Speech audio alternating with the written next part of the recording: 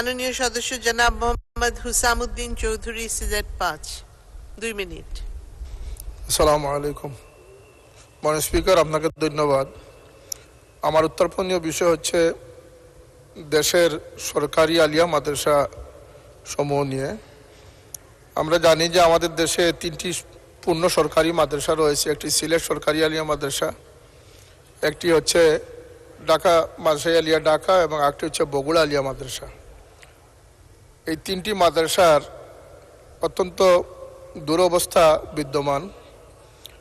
এখানে 1913 সালে প্রতিষ্ঠিত সিলেট সরকারি আলিয়া মাদ্রাসা, যেটি অত্যন্ত গুরুত্ব বহন করে আসছিল, ইদানিং দেখা যাচ্ছে যে এই মাদ্রাসায় 21টি পদের মধ্যে 18টি পদই শূন্য রয়েছে, খালি রয়েছে।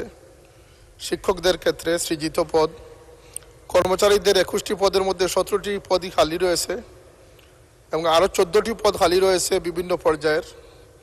এ অবস্থায় একটি সরকারি প্রতিষ্ঠান কিভাবে চলবে সেটা আমাদের বোধগম্য হচ্ছে না। তাই জরুরি ভিত্তিতে শূন্য পদগুলো পূরণ সহ প্রয়োজনীয় ব্যবস্থা নেওয়া অপরিহার্য।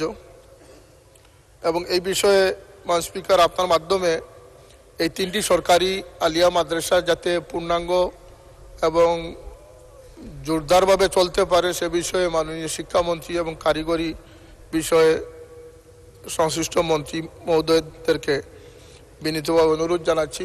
ধন্যবাদ মাননীয় স্পিকার। ধন্যবাদ মাননীয় সদস্য।